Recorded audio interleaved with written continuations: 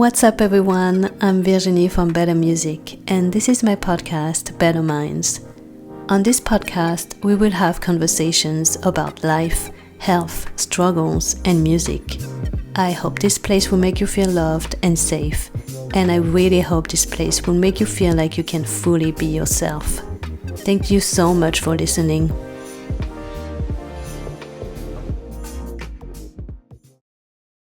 Thank you so much for joining me for this new episode. I am so excited to share with you this new conversation with the lead singer of the band Paradise Fell.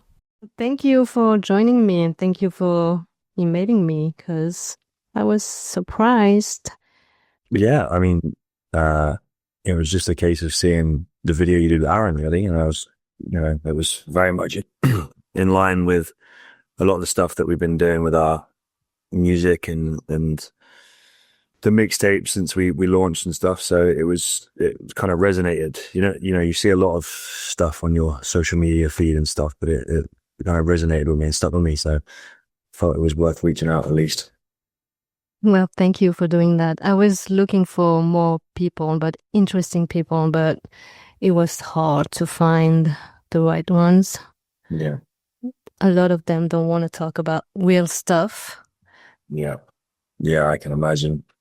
I feel like it's a conversation that is a little more hard to open up about sometimes as well. There's a lot of image that comes with it and other such things. True. It just gets easier for me. I love talking about this stuff. Yeah, it's cool. Is it something that you are? Did you train in it and stuff, or study? Nope. I guess it's in me. Is it? I always had it in me because I always wanted to help people, and not just artists, but people in general. Yeah. But obviously, music is super important in my life, so I had to do both mental health and music. Yeah. I guess they're both really go hand in hand. So many people use music to help with their mental health and to kind of soundtrack it a little bit as well. I think we have so many messages from people about stuff like that, and I kind of feel like it's the two kind of go hand in hand quite well, really. I think it's often a bit of a soundtrack to our feelings, what we choose to listen to. So yeah, I think it makes total sense. Yeah. And do you remember a time in your life where music helped you? I think the most, it might sound vain, but the most obvious ones to me are when writing stuff, and when, particularly with this more recent stuff that I've done, it's kind of like clawed me out of some pretty dark places with personal trauma and life situations. So it's not really one thing so much as just like I'm quite lucky that I can use songwriting as a way to kind of deal with some of those issues in my head and issues in my life sort of thing. So one instance, probably couldn't recall one in particular, but particularly writing the songs that became this mixtape that we dropped, it was all just a selection of songs over the last 2 or 3 years that kind of came out of me in the darkest times, So the vain answer is my own songs probably, but just the process of creating them at least. Writing and singing. Yeah, I think so. Yeah, also singing them live. Yeah, like you say,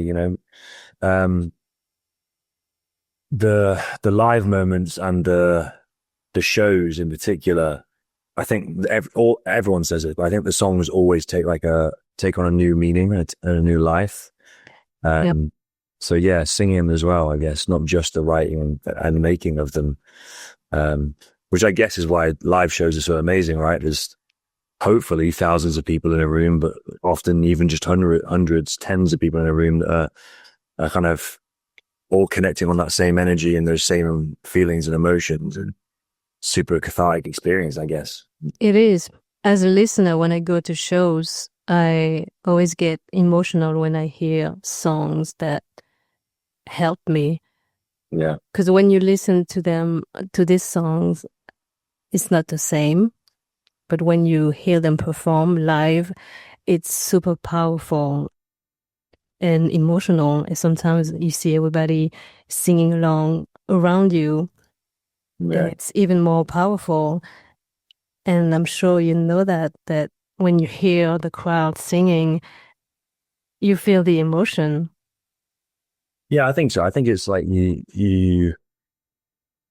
don't know. I've never really thought about it very specifically, but I imagine it's got something to do with the fact that you, in that moment, you realize that actually the things that this song was doing for you are doing for lots of other people as well. You know, that maybe you weren't so different or alone or so messed up as you thought you were, because there's all these other people that are obviously going through the same things. That you can see that in person. Obviously, you always hear about it, but the evidence is there in the room with you. And from my perspective, you know, looking out towards it, I think it's even further than that. It's like, I think a lot of the songs I wrote for this mixtape were very kind of quite selfishly me trying to sort my things out, you know, trying to sort out traumas and kind of things that I developed over the last few years, or just understand them and understand myself a little bit better.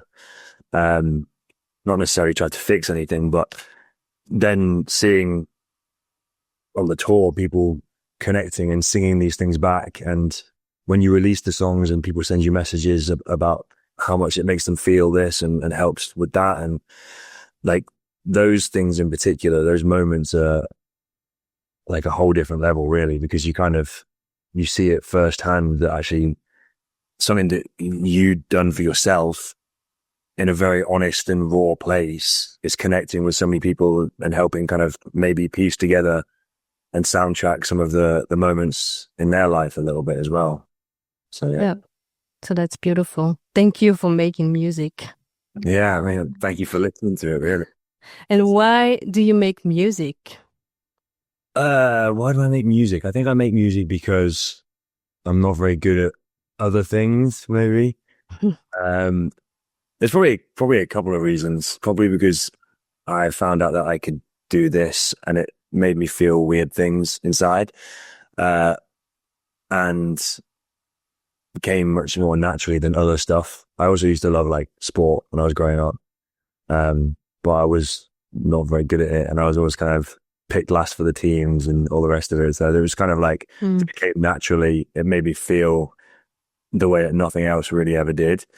And I've always been a little bit like bad at following rules and instructions and stuff. That kind of lends itself quite nicely to the music lifestyle, I think. Part of it was probably just a bit of anarchy in my own world, to be like, I don't really want to go and sit at a desk every day and do things that I can't make my brain figure out. I'd rather do something which makes absolutely no sense and try and sing songs for a living, maybe. So you just followed your heart and your passion. Yeah, I think so. I think you've got to. I think, you know, when you speak to a lot of musicians. Yeah, we have to. Yeah. I think that's the main answer you'll hear back a lot of the time, because it always feels like a calling, I think, more than anything, because it makes no sense logically to follow this career. So it's got to be something else. That's true. And when did you start making music? First started when I was really quite young. I was about 13 maybe. And when I started doing it, you know, for fun, because my sister played the drums at the time. She was getting drum lessons, and I didn't do anything with music, but I saw her getting these drum lessons, and my dad used to have a van, and we would sit in this row, the driver, and then me and her sat next to each other, and she'd be sat in the middle with her drumsticks, like playing these beats just on her legs. And I used to jump in the car and just think, that's the coolest thing I've ever seen. I don't know what that is. And these notes, these little squiggles on the paper with all the lines. And I was like, whatever that is really cool. I want that.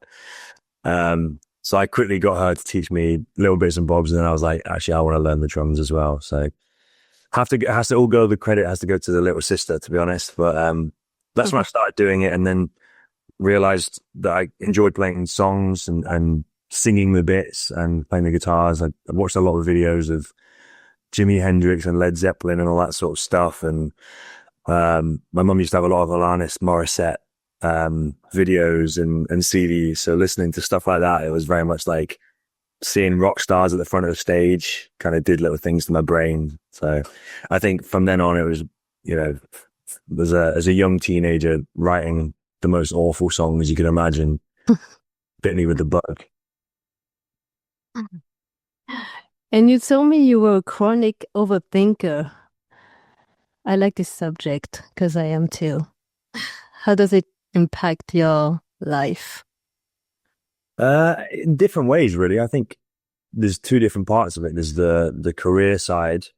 It'll impact in a totally different way to maybe the normal life side, the day to day, because on the day to day things, it can be really small stuff, can't it? It's like, imagine if you feel the same sort of way. It's like deciding what to wear in the morning is an absolute nightmare, because you're thinking, well, actually, the sun looked a little bit hotter today, so maybe that will make me sweat. And then if I get sweaty, I'm going to look really embarrassed on the train. I don't want to do that. Like all this stupid, like small stuff, which is I sweat over all the time and get to, which is probably really relatable. But then on the career side, it's like you have to have this crazy delusion in this industry and some others as well, I think, to really chase this dream, because you get told no so many times and you get a lot of negative energy thrown at you a lot of the time. That I think the big thing is that as a chronic overthinker, a manic overthinker or whatever, I tend to spiral out of control in terms of thinking of different scenarios that could happen, that never will happen, by the way, but could happen from all these different small moments in my career. Like, oh, if I don't do this, or if I do that, then this will happen, and that will happen, and I'll never make it because I would have done that, and people will see that, and then that will never. And you always watch other performances and listen to other songs. And even though you could be doing the most amazing thing you've ever done with your own stuff, you look at everybody else's situation and everyone else's music and live videos and shows, and you're like, oh, they're doing that, so they must be way better. Or they must be like much further. They must know what they're doing, you know?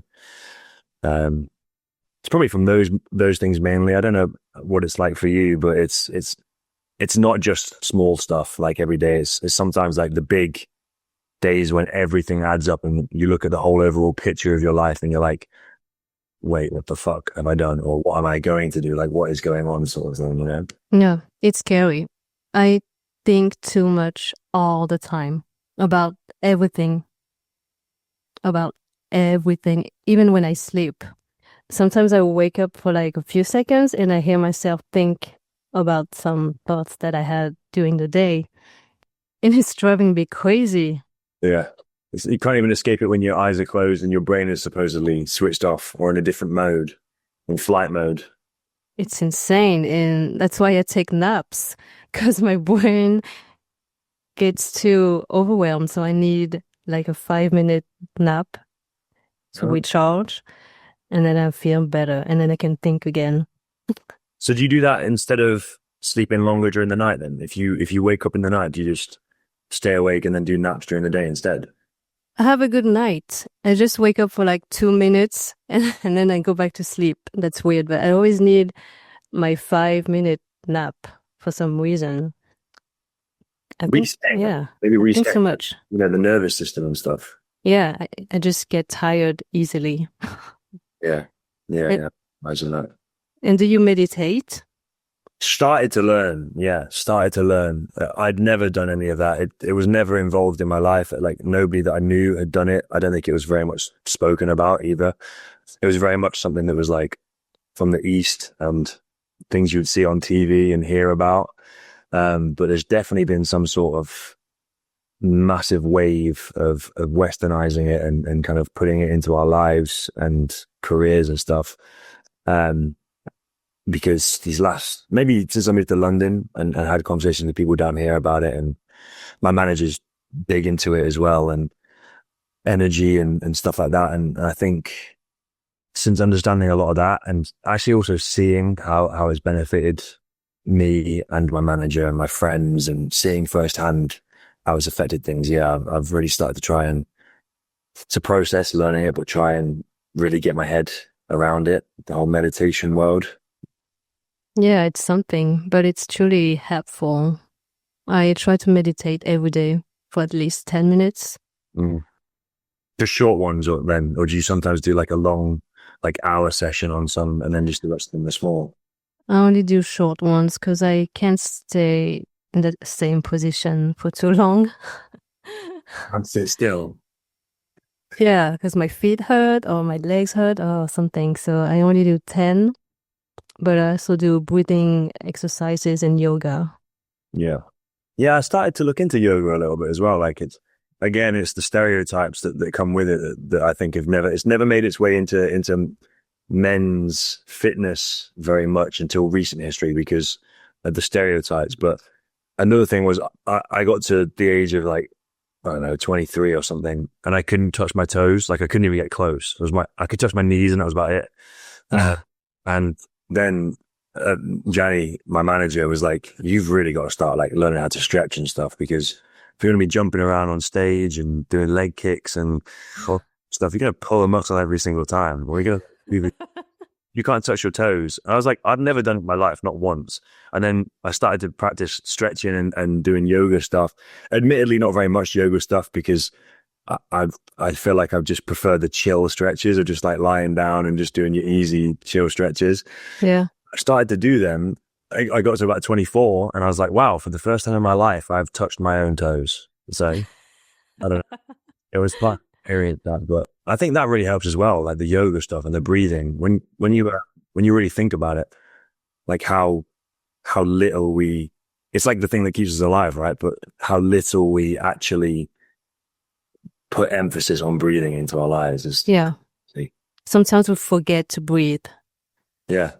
We breathe, but we forget how to do it properly. Yeah.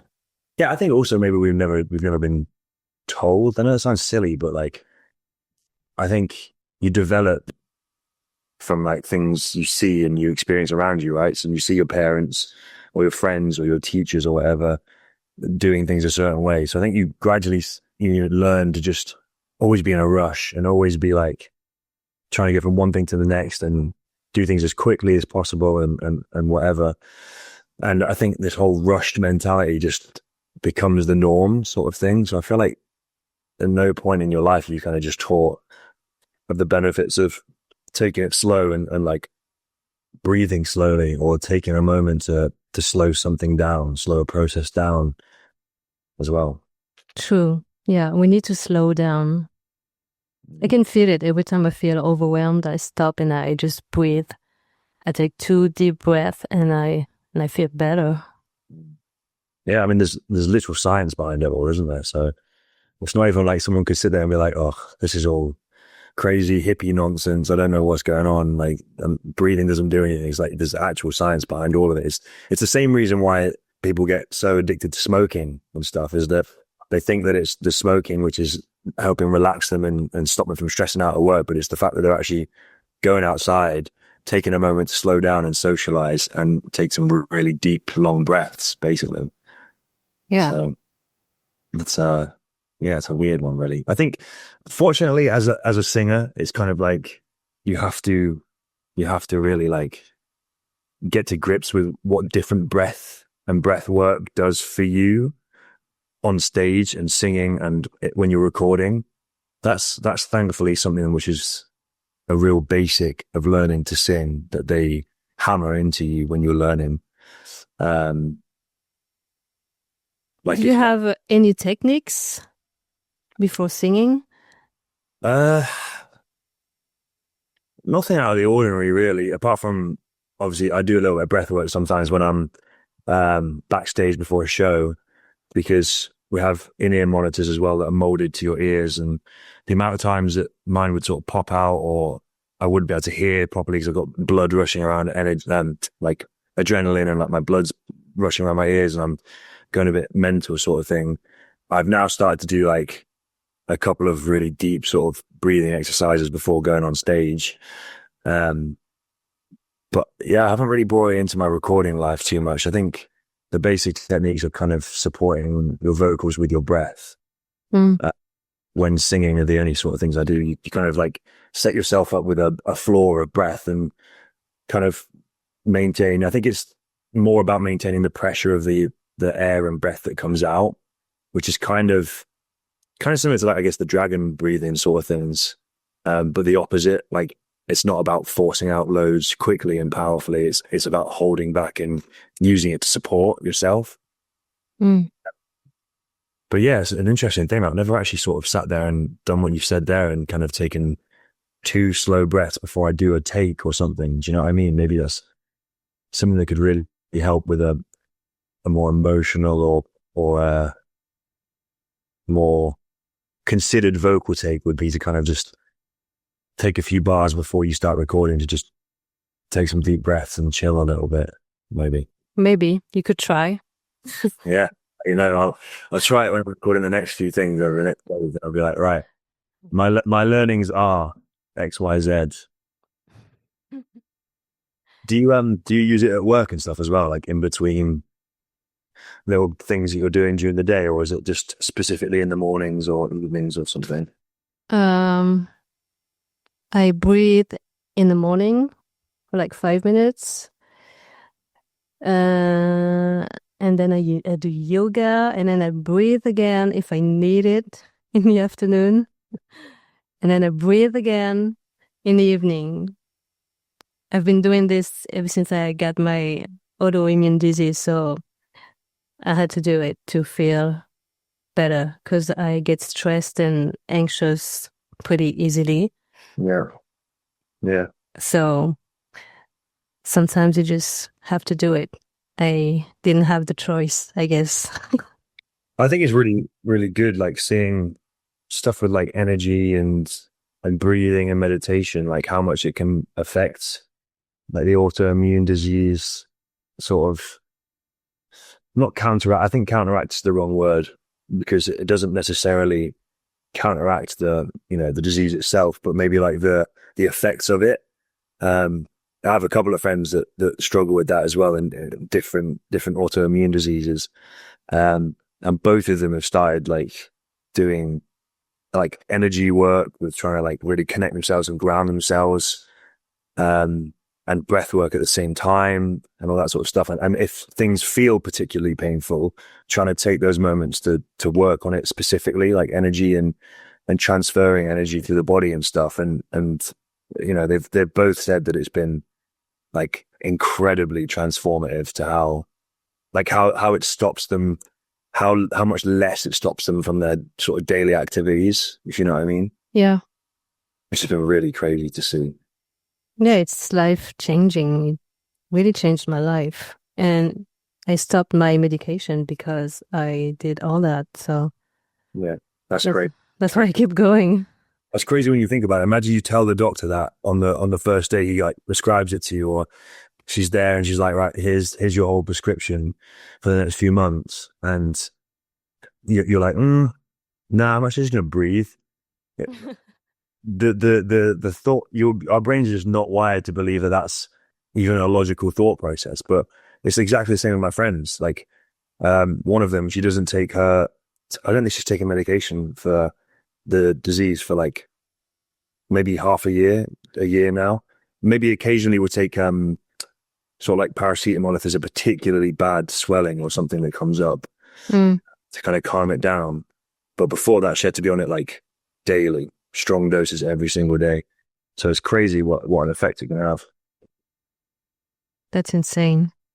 Yeah, it's cool. It's cool that we're kind of discovering these things, though, that we don't have to be reliant upon all the traditional medicines, let's say, or the modern medicines. And a lot of it's really cool and a lot of it's really great. And, I'm sure we all know people that have had stuff like cancer and come out the other end of it because of these medications. But imagine how sick it's going to be if we can all discover so many alternatives that don't rely upon crazy strong medications and just rely upon you taking some time to understand your body really well. Yep. because sometimes the medication just makes it worse. Mm. So anyway, that was deep. I need a break. Yeah, we took a deep turn. It's kind of something that we actually were exploring a lot, to be fair, with the mixtape. Like, we were both, when me and the guys in the band and Gianni, who manages us, we're all experiencing a lot of this. And like, we had friends or whatever that all had these sort of autoimmune problems, or particularly after COVID, which is a whole different conversation for us to talk about. But since the COVID situation, I feel like you see people with them everywhere. But a lot of the things we were tackling in the mixtape as well, like, we just noticed we wanted to kind of tell a bit of a story about how everybody looks to outside fixes and anywhere but yourself to kind of change something or fix something that isn't going right with your body or your life or whatever. And just the fact that we're fed so many of these different things, you know, wellness courses, or come and pay £1,000 to go to this retreat and make yourself a better version of you, or buy these tablets and they will make your autoimmune disease disappear. They will give you these side effects, but they'll make this thing go away, etc., etc. And it's like, it's kind of like nuts how many things are kind of shoved down our throat. And it was one of the things we wanted to kind of tackle with this mixtape a little bit as well, was a lot of that sort of modern messaging around how to get better, or what better even is, I guess, as well. Yep. So how do we get better? I don't know. I'm getting worse, I think. So I'm probably the worst person to ask, but I definitely think better can be any version of you or your life or your processes that you like, you want to design, you know, how you want to design your life and stuff like that. I don't think, say if I was like, oh, I'm working too much, I want to sit on the sofa all day and just chill and watch all the episodes of Rick and Morty for every day until I pass away, and that's it. That's how I want to live my life. Like, who's anyone to tell me that that's not a version of better? You know, it might not be somebody else's ideal life or how they want to live it, but, you know, slowing down and doing things differently could also be a version of better as well. So yeah, how do we get better? I think we listen to our bodies and listens to our heads a little bit more and figure out what feels right. Yep. And how did you overcome your traumas? I haven't. The song. Do you want to talk about it? You've not got enough time. There is. I could do one of them. That's probably about it on this call. But I think the songwriting and the band, as cliche and cheesy as it sounds, and is another cliche, but seeing fans and seeing a community of people that also resonate with what I've been going through and what I've been struggling with in such a strong way, I think that has like helped a lot. I've definitely noticed with when you start writing something, or you have an idea and you start cooking up lyrics or vocals or something like that, I've definitely noticed that some of the themes and some of the things that seem to spill out naturally from my head aren't quite as dark or twisted as maybe sometimes they always were 2 years ago. And I do wonder whether part of that is maybe a little bit of healing going on from the community, the band, the process of seeing things happen, I guess. But yeah, I don't think I've got over them. I think maybe I've just learned to live with them a little bit better. Yeah, I agree with that. We don't really overcome traumas. It's always there in the back of your mind. Yeah. It just gets easier to live. Yeah. Yeah. And you find ways to live with them. Like, yeah, literally. I don't want to misquote somebody here, but I remember seeing a friend who went through a really, really awful period of grief. I think she shared something on her story that was like, I basically learn each day to like it's something about puzzle pieces or like scars or like, you know, basically put these things onto me and learn how to live with them there, sort of thing, rather than trying to like cover them over or paint cracks.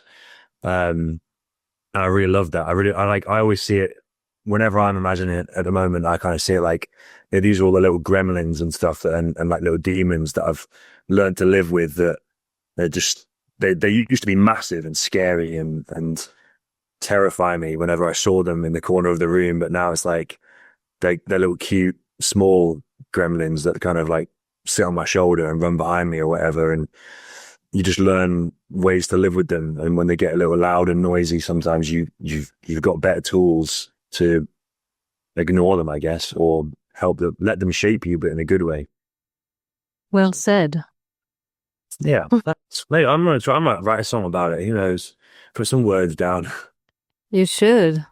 Yeah, trauma is crazy. Yeah, I think you're right though. I think you just learn different ways to live with them. Yeah, the other day some trauma came back to me and said hi, and I didn't I didn't know how to deal with this, but I got through it. I guess I just had to keep my mind busy and think of something else. But yeah, it just gets easier to live. Yeah, I think so. I think with the different like techniques you pick up as well, you find ways to actually, I don't think ignore it is the right word, but kind of maybe swerve it, I guess, when it comes in big waves. I guess it's a little bit like the sea and waves as well, isn't it? Like these traumas do come back every now and then. And sometimes it's a massive wave and other times it's like a little baby one, but it's like ways to navigate them, I guess, and swerve around them or go over them, or maybe you do go under them, but it's, you know how to get back up and swim back to the top afterwards a little bit. Yeah. And as we get older, it just gets easier. I don't know how old you are, but I'm almost 40, so. If you should answer or not, yeah. I'm supposed to take 10 years off in this industry, I think. I'm supposed to like. Let's say you're 25. Yeah, it's close. It's close. I'm actually 27. I am at the moment. So young. See, it will get better for you. Yeah. I mean, I've heard this. There was a wise person I once told us at the gym one time. Me and a friend were there and we walked in and she's like 60 something and she does the spin classes with all these, like the room full of ladies like sweating after 30 minutes and she does like 6 of them a day. Comes out and she just looks completely normal at the end of all of it. Joking with her one time as we walked in. I think she was like, you guys look well moody or upset one day. We were like stressed out. And we were just like, oh, it's just life's pretty shit in it and just proper moody stuff. And she was just like, honestly, how old are you? 20 something? Yeah, 20s. The 20s are the worst time. 30s, pretty fucking cool. The 30s are good. And the 40s, wow. 40s are the best years of your life. So we were like, all right, yeah, sure. That's what everyone says. But then we've spoken to a couple of other people that have just turned like 41 or getting close to the 40s. And they're like, honestly, like life is just so much better at this age. Yeah, I think I agree. I'm 38 now. And I think they're right. Yeah. Because you get wiser and smarter and you learned a lot. And just like fuck everything else. Exactly. I think you give less shits when you get older as well. 100%. Yeah. I wish, like, I don't know. I sometimes think about it. I wish there was a way. You can't do it with our generations and stuff because it's already been and gone. But like, it'll be so powerful if you can teach younger generations that earlier. Like, imagine people can have this conversation, but between, instead of a 27 and a 38-year-old, it's a 7 and an 18-year-old or something. Like, their lives would be insane after that. They'd have some amazing times through the awful early 20s and late teens, you know? Yeah. To like upgrading everybody, like installing a new chip that just works better in every human on the planet. That would be beautiful. I think we just solved humanity there. Wicked. Yeah. Love that. You get me thinking now. Anyway. Question. What's the hardest part about being an artist? Ooh, there's lots of hardest parts. I would say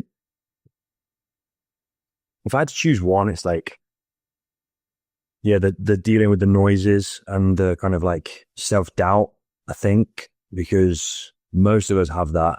I think all of us probably have that, to be honest, but like, Yeah. you definitely go further if you can switch that off. If you can silence the kind of the self-doubt, or you can at least be delusional enough that it doesn't feel like it affects you and you think you're better and above that. I think that is a definite superpower with this sort of stuff. So yeah, the hardest part is the amount of no's and noise and doubt that people throw at you, and having the kind of the sense of delusion to be able to shut that down a little bit, because it's not something that you get. None of us have been raised to believe that we're the most amazing, powerful people on the planet, which is kind of backwards, but that's what we did. Yeah. We have to think that we're the best. Every day you wake up and you're like, I'm good at this, and I'm going to keep going. How many times do you hear like the people that get to the top of sports and the people that get to the top of like science and arts and music and actors and everything? They're always talking about how they were like, they had to just like believe. They'd go every night to their local bar or whatever, or they go every night to the top of the hills and they like look over the city and be like, one day like everyone in this city will know my name, or one day, I don't know, I will make a drug that changes the world or whatever, and stuff like that. It's like, you do actually have to be kind of fucking crazy. And if you're not, you have to like trick your brain into believing that you're crazy a little bit. I think It's true. Yeah. Sure. And what's the best part about being an artist? The best part for me is definitely, I'm going to cheat. I'm going to say 2. Sorry. I can't. I was going to say the best part is definitely like live shows and seeing people like screaming your words back to you. Like, it gives me chills now just like talking about it. Like, there is no connection like it. There's no like experience or energy like that I've felt anyway. That sort of energy between you and a crowd full of people that really want to be there and feel every word. And that's probably why I would say, if you put a gun to my head and said I had to choose one, it would be that, because that's been like my dream since I was like a young child and a teenage boy. But I think one other thing is, when you're making music, sometimes there's a moment like with songs that feel really special. And I don't know what the word is. I don't even know how to describe it really, but there's a moment where if you make it and it feels really special, and it felt kind of almost like you didn't do it, like it kind of came through you, and like it was like you were just kind of acting without thinking, sort of thing. Sometimes you get to the end of listening back to a rough demo idea or a song idea and you're like, holy shit, like, wow, I don't know what that was. I don't know how that thing came out, but there's a real weird sort of emotion that kind of comes with that, like that moment of creating music sometimes, which is like a little, if you could bottle it into a little jar, like it would sell like nobody's business, because it doesn't come often, but like when you make something special, you really get a cool feeling from that. Wow. Makes you want to make music now. Anyone should. Honestly, I think it's even like, I don't think it's something that's like elitist, or someone has to be good at music to get that feeling. Like, I used to get the same feeling when I was making music 10 years ago, but the songs, I've listened to the songs since and they are very bad, but you have that feeling still when you do it. And I think I don't know if it's like a mixture of pride and kind of fear, and I don't know, also like a little bit of, delusion mixed in there and stuff, and sort of, how did this happen? Confusion maybe, but there's a weird feeling. Yeah. I think if you turn around tomorrow and tried to make a song in your bedroom tomorrow and you loved it, I feel like you'd get the same feeling as well. So Yeah. Special stuff. I tried when I was young. Have you got any recordings? No. Well, only covers, but I wrote a lot of stuff. And I think I did recorded some stuff, but I don't have them anymore. You're going to have to find them. You're going to have to dig them out. Is there an episode that's just like, there's just you listening back to the old recordings and your styles? I thought I was amazing. I thought I was singing with this powerful voice. You do it. That's honestly, there's two ways. You either always feel like you're rubbish when you're not, or you feel like it's amazing, and then you listen back to it and you're like, oh, it actually wasn't that good, but that shows that you've grown. So it's like, it's a win-win. Yep. I guess. Did you not have the thing where I feel like most people, when they start singing or record themselves, even talking, people say they hate their voice. Like, I didn't get that ever at any point, but did you not record yourself, and did you kind of just go, oh, I love it straight away? I never hated it. I've been recording myself for a few years now, just like voiceover and podcast. And I always felt that my voice was cool.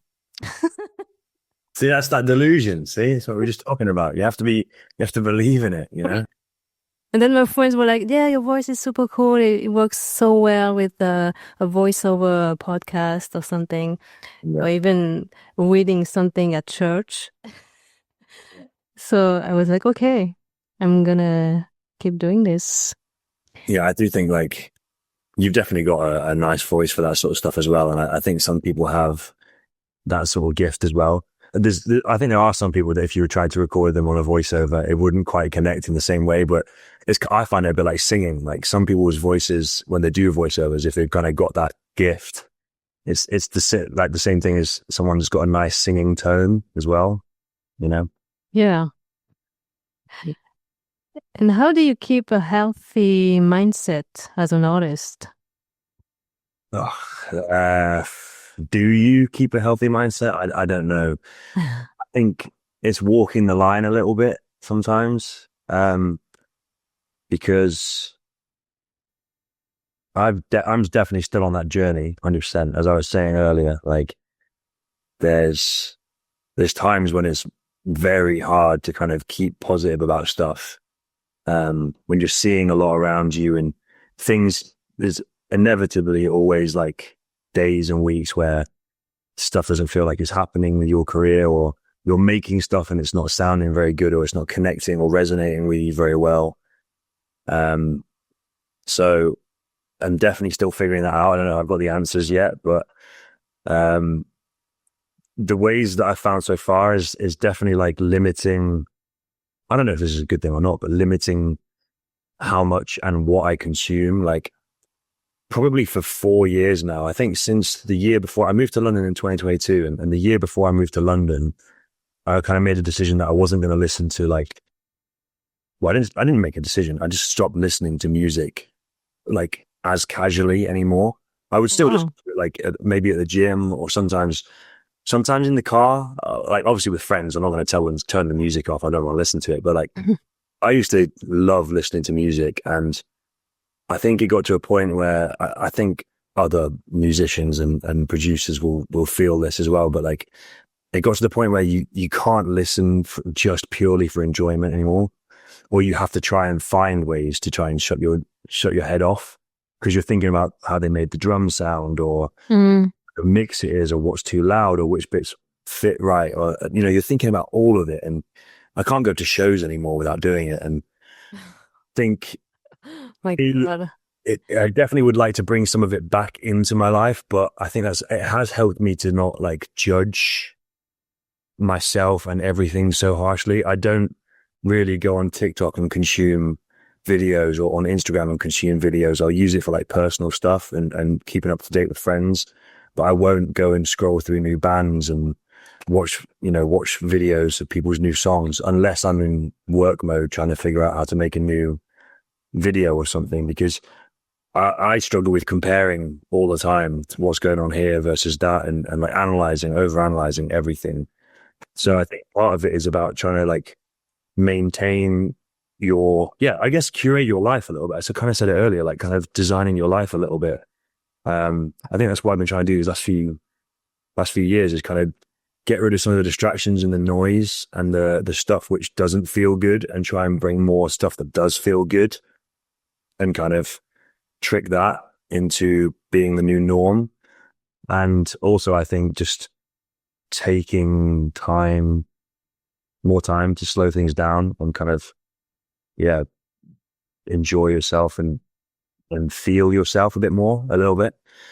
That's probably the biggest one, like we were talking about earlier with the meditation stuff and everything. Like, I think that's the biggest thing. Is like you were saying, I do the same. I'll wake up in the morning now and not go on my phone and not like let all that noise into my head first thing. I'll like sit there and do some breathing stuff or think of some lyrics or think of some music stuff early in the morning, just kind of get the juices flowing. And then in the evening, if I've got ideas flying around my head usually every evening.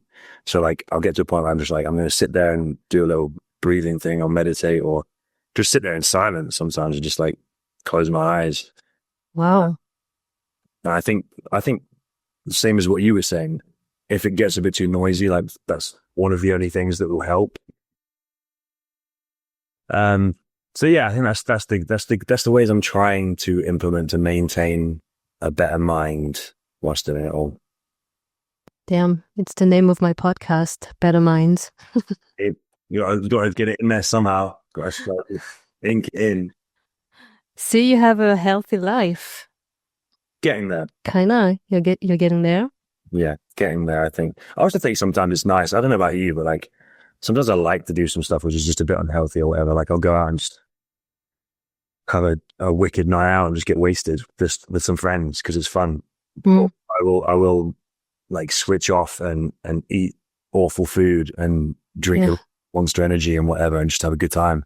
Like I think it helps to do it like less or guilt free maybe because you can try and control it and kind of try and I feel like that's more like freedom is if you're not like constantly thinking, oh, I need this or I need that, or your mind is constantly being bugged by things that you don't have.